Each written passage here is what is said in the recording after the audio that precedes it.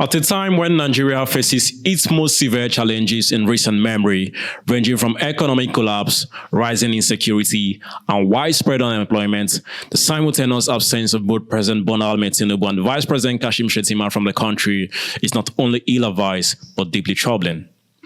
Leadership is not about filling offices or attending international events.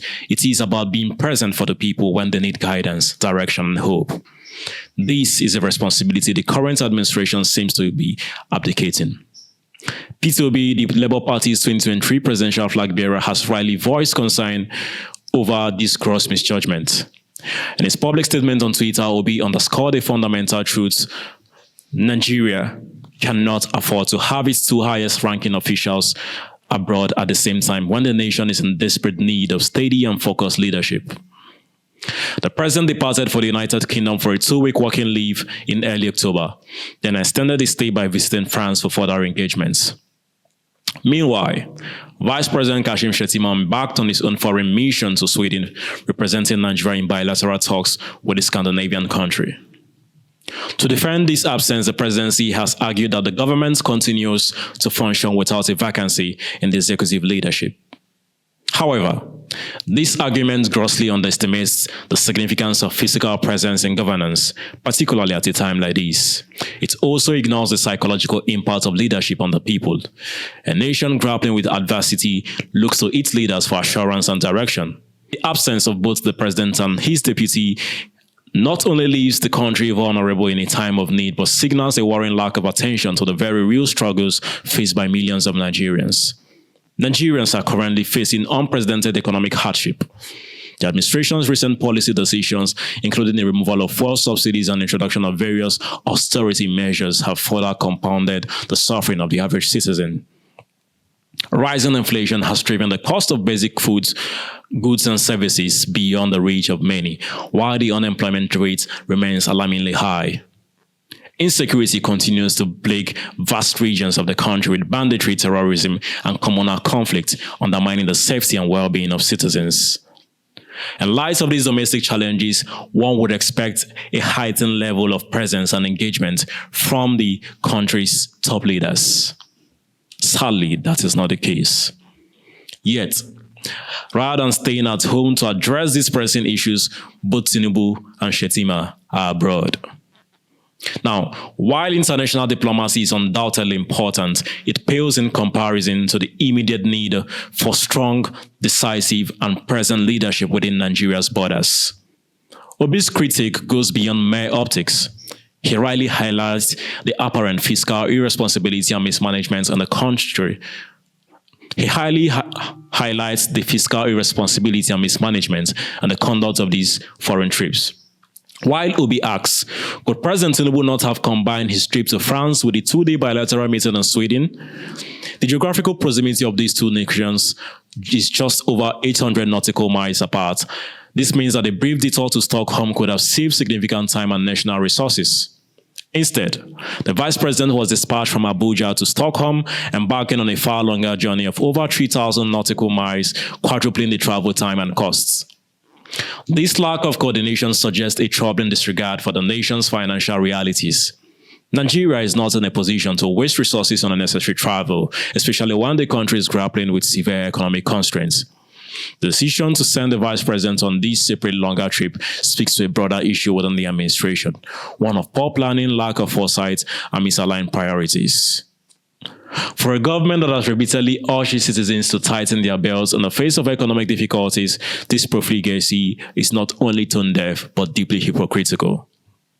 Leaders must lead by example, and at a time when Nigerians are being asked to make sacrifices, the least they can expect from their leaders is prudent and responsible use of public resources. Leadership, particularly in a country as complex and crisis-prone as Nigeria, is not just about issuing directives or delegating authority. It is about being physically present to guide a nation through difficult times. The symbolic power of leadership cannot be overstated. When a nation's leaders are visible and engaged, the people are more likely to feel reassured and hopeful, even in the midst of adversity. Now, the absence of both the president and vice president leaves a significant leadership vacuum at a critical moment. While it may be true that the constitutional machinery of government continues to function in their absence, the psychological impact of this absence on the populace cannot be dismissed. Nigerians are left to wonder, who is truly in charge? Who is making the critical decisions needed to navigate the country through its current crisis?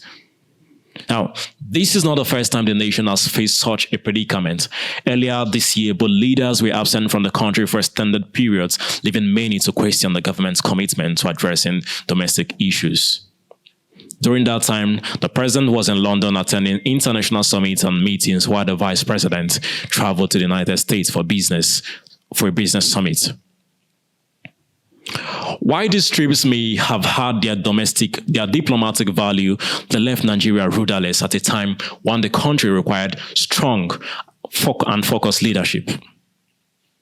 Another troubling aspect of this situation is the administration's failure to adequately communicate with the Nigerian people about the necessity of these foreign trips and the benefit they supposedly bring.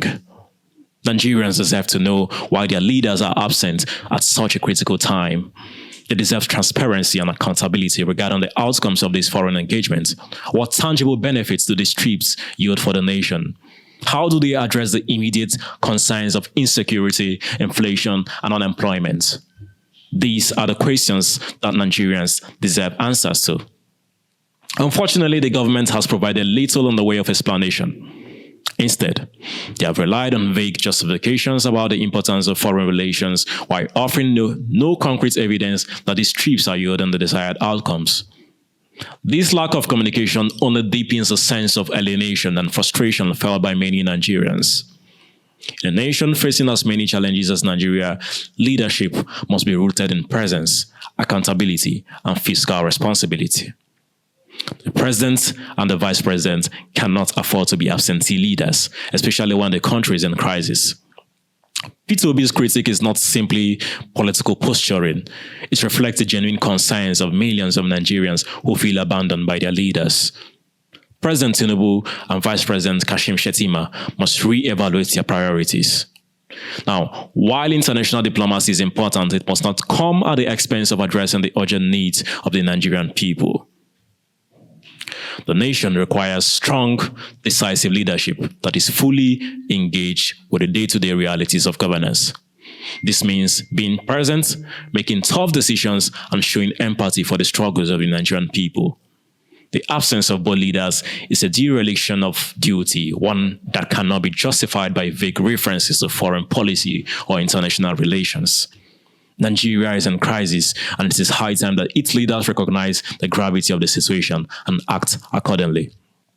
The people of Nigeria deserve better, and it is up to the leaders to deliver, and the time to deliver is now.